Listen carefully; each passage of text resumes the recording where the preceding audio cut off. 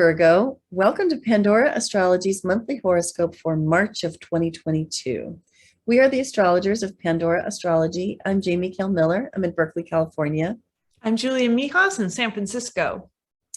Well, Virgo, this month's focus on your work life and your health routines might make you want a more in-depth conversation to discuss how you can advance at work or improve your health. And if you want readings about that, you can check the YouTube description below for the right ones that would get you into all of that stuff, and with the very personal help of a real live astrologer, not just a horoscope, which is, of course, going to be, superficial, but we do our best. I have a couple of planets to tell you about. One of them is Ceres, which is traveling along through your 10th house right now. And I'm starting to report about Ceres and Juno just this year. Now, Ceres is like the steward, the gardener, the farmer, if you will, and brings those qualities wherever it goes. And Ceres is traveling along through your 10th house, which is the domain of career and authority. So anytime a planet transits into the 10th house, you can have, it will bring some of its kind of attention to your career arena. Ceres in particular is saying there may be things that need to be culled, trimmed away, pruned, released, let go of in this arena of career. And there may be things that you should be growing, that you should be expanding on, that you should be cultivating and helping to be stronger in your career. And so that is the stuff to be doing. Another thing to know is that Ceres represents our money, our finances, and that traveling through the 10th house can suggest that this is going to be a time when you really want to build on the finances that you get from your career, whether it's a business that you own or a job that you go to. The other planet I want to report about right now is Juno. And Juno is a social maven. And wherever Juno goes, she brings a theme of partnership. And also, like, she's the matchmaker, if you will. She likes to connect the right people up with each other. The 6th house is another work arena, but it's more of the arena of the everyday job, whereas the 10th house is more of the long arc or trajectory of career. So Juno traveling along through the 6th house says, this is a really great time period for improving your work relationships, for getting to feel more on the level with people who work under you or above you, and figuring out who around you needs to be connected with each other and facilitating, doing a little matchmaking in that way. Juno and Ceres both move relatively slowly, and so they're both going to be in these houses for the next couple of months until May. Hey, Julia, I know you have news about Venus and Mars and Mercury for this month. What's that stuff? Yeah, well, hey there, Virgo. Venus and Mars. These two have been moving together pretty much all year, and they're going to continue to do so this month as well. Now, when I say moving together, I mean that they're kind of traveling in a conjunction across the sky. And last month, they happened in your 5th house, and Jamie and I really covered that in depth in our last month's video. So if you want a refresher on what that was like, I refer you back to those videos. But by March 5th, Venus and Mars are moving together into your 6th house. The 6th house is a work house. It represents your day-to-day job. It represents health. It represents service, as well as your routines and organization in general in life. So Venus and Mars have really different energies from one another. Venus is all about attracting. She attracts things to her to get what she wants. She also represents beauty, pleasure, harmony. Wherever she goes, you tend to get along well with people. Mars is totally different. Mars goes after what it wants. It doesn't just sit around and waits for things to attract to come to Mars. Mars goes after it. And Mars is an action planet. Wherever we have it, we can be very driven. Mars, however, can be a little bit trickier than Venus, because wherever we have Mars is where we can run into conflict as well. So with Venus coming into the 6th house, it is, I think, a good overall time for getting along well with the people that you work with, finding a little bit of pleasure, because that's what Venus represents in your job, just just kind of going through your daily routines and crossing off things from your to-do list. So if you got a lot of that you need to catch on, then this is a really great month for that.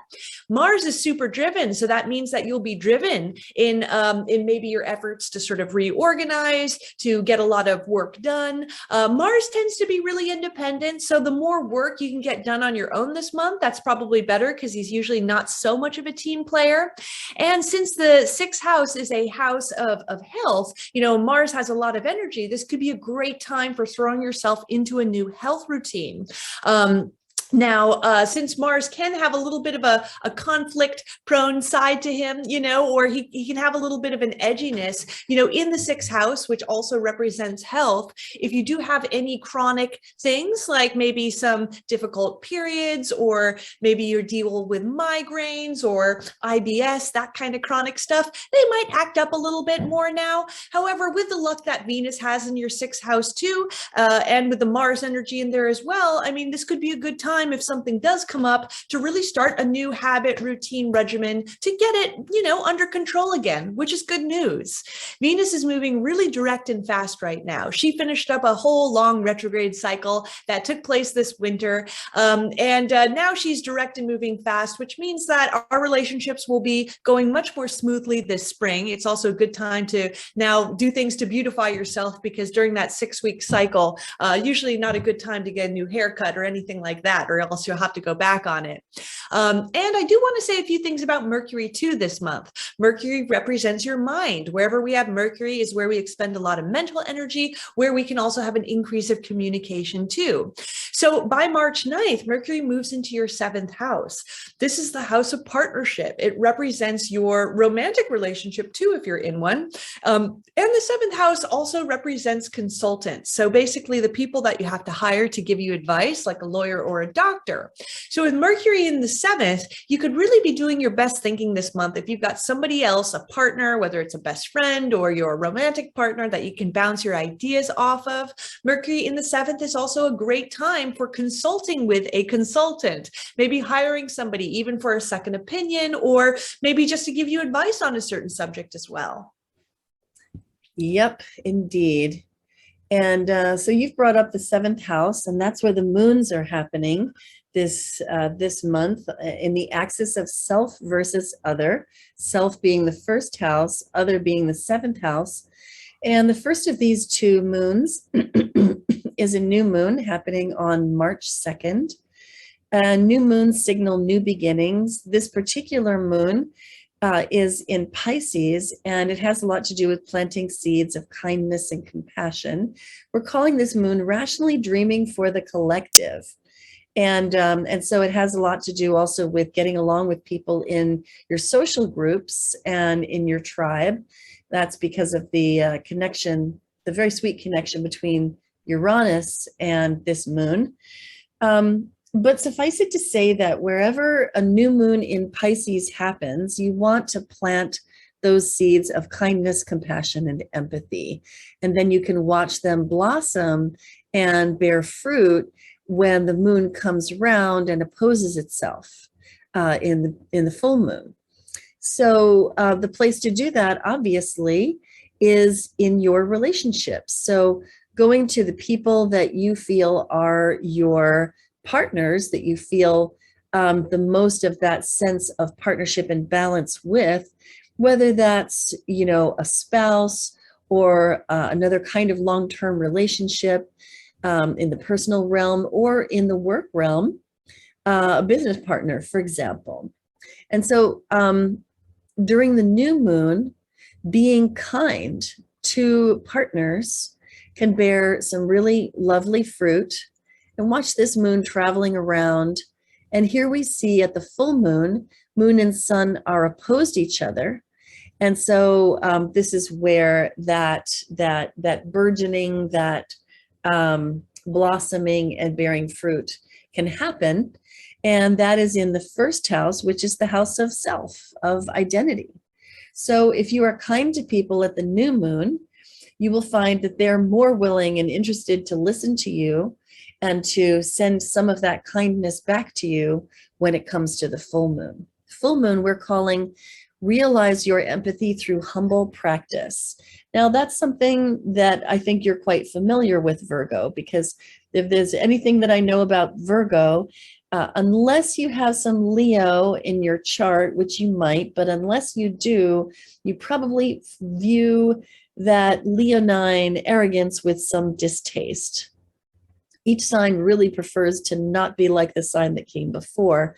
And so Virgo is all about humbleness instead of arrogance. And so I think this moon will be pretty enjoyable, focusing as it does into your own sign. And you can find out more about both of these moons in the March 2022 news playlist on our YouTube channel, Pandora Astrology. The last thing I want to tell you about is the seasonal shift as planets begin migrating out the other side of your seventh house. The sun has been in your seventh house at this point. By the 19th of March, it's been there for a month and is getting ready for its seasonal change. So the beginning of the month has a very big emphasis on relationships, and bringing your high quality attention to the realm of relationships is good when the sun is traveling through the seventh house. And then when it moves into the eighth house, it's time to deepen your relationships. Now, as the sun does that, it also moves into Aries. And Aries is the sign of spring. This is the spring equinox. So there's very much the feeling of rebirth and freshness and newness. And some of that takes the form also of directness, honesty, clarity, especially with the sun moving into your eighth house. This is a realm of intimacy. There's a sort of a progression that goes on here. The seventh house is about partnership, full stop, and setting up relationships that have a sense of leveling about them or equality about them. But the eighth house is about the deep corners of relationship and the more intimate side of relationship. And so as the sun travels along this patch of the wheel, your relationships can shift into the more deeper zone. So the sun in Aries entering this house is saying, bring more honesty, more directness, more force of will, if you will, into the intimate realm of your partnerships. Find out the truth, ferret it out, dig it up, speak your truth, and be transparent. And this is a wonderful thing for your relationships to feel truly intimate. So that's a really great place to put your attention as the season of Aries begins. Well, Virgo, thanks for watching. We hope you enjoyed this. You can find out a lot more about the news of the month, things that I reported, such as those moons, on our monthly forecast page on our website, pandoraastrology.com. And if you want to check out your other horoscopes, like this is your rising sign and you want to check out your sun sign horoscope, absolutely do that. You can find all of the horoscopes for the month on the horoscopes tab on our website. And if you're curious to hear more about yourself in a reading, then check out the types of services tab on our website. And there are classes available too. Until next time, we'll see you around the cosmos. Bye. Bye-bye.